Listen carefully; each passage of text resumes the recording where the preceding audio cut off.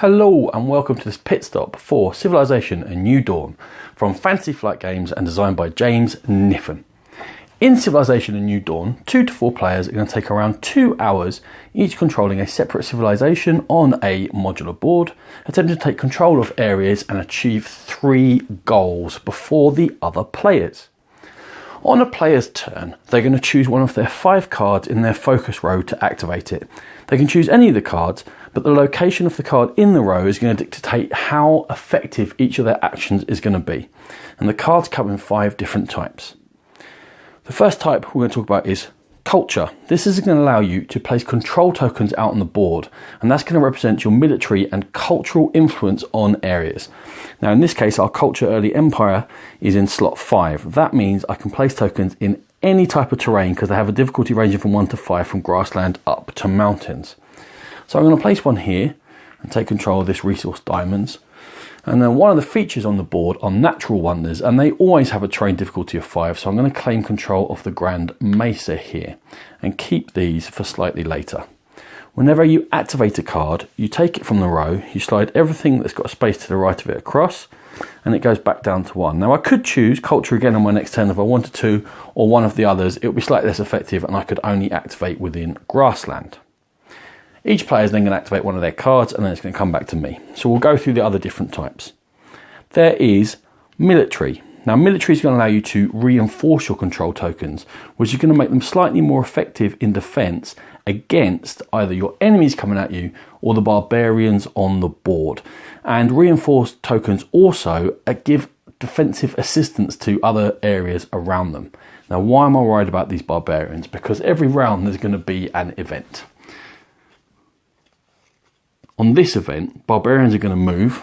We're going to roll 1 die, and there's a direction marker here. And each barbarian is going to move in the direction indicated. They won't go into water, that will bounce back. Same here, all over the board. And if they wander into one of your unreinforced tokens, that's going to take it completely off the board. If they wander into a reinforced one, it will flip it. If they wander into one of your cities and there's nothing to defend it, it's gone, it's out of here. So they can cause you problems.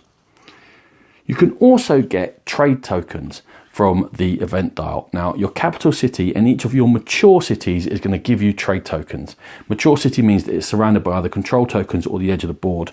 So in this case, for my capital and this one mature city, I'll get 2 trade tokens.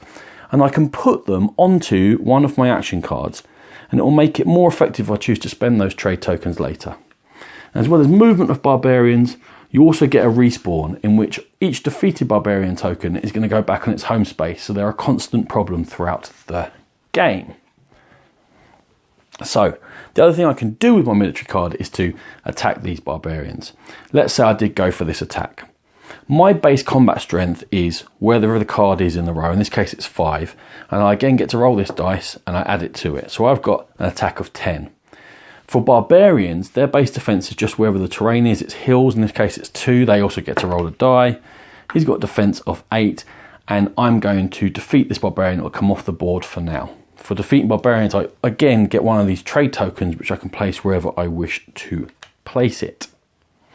You can also attack these city-states which are on the board, which will allow you to take control of them and place one of your own cities there instead of the city-state. And you can also attack other player states, which will allow you to again replace them, or the capital city, you're going to get certain bonuses if you've attacked it and done so successfully. But cities are much more difficult to defeat than the roaming barbarians.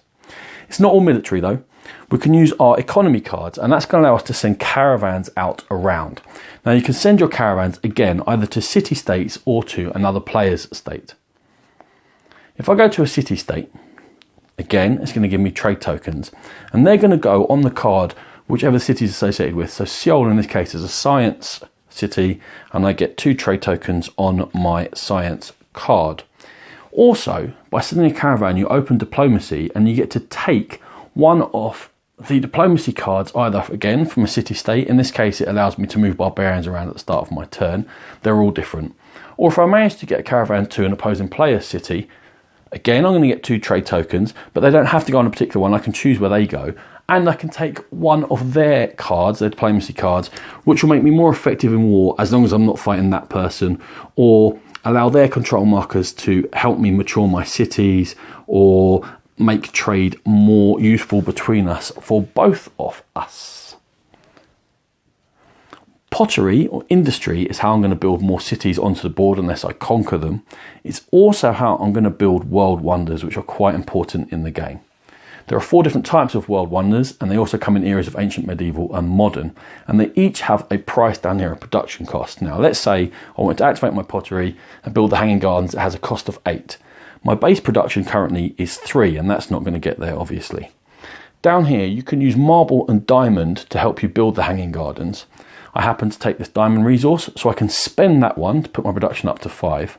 I also took the Grand Mesa. Now you don't spend these natural wonders, they just get added constantly once per round. So that puts me up to 7, and here's where you see what trade tokens do. I can boost that by 1 for each trade token I spend. That will bring me up to 8. I'll take the Hanging Gardens.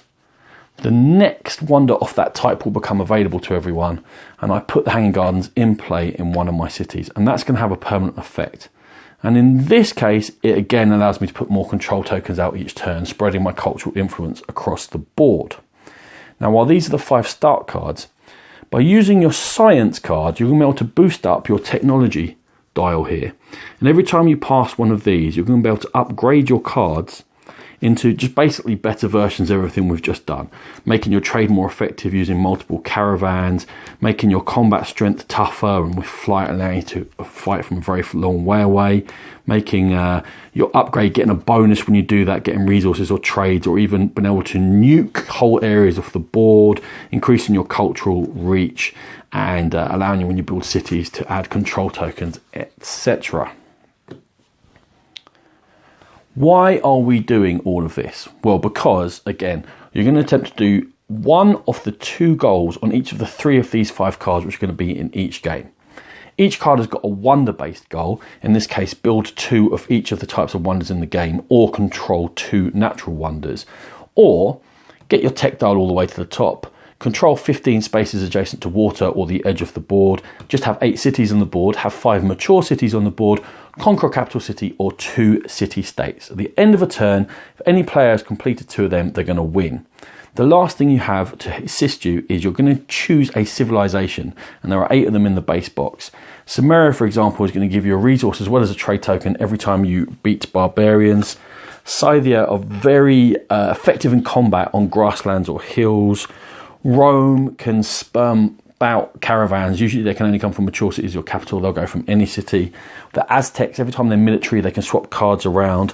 For France, every time they do culture, depending upon what wonders they've built, they can add more control onto the board, and so on and so forth. This has been a pit stop for Civilization: A New Dawn. For more videos like this, check out the Game Pit channel on YouTube, and for more in-depth coverage of gaming, please find the Game Pit podcast.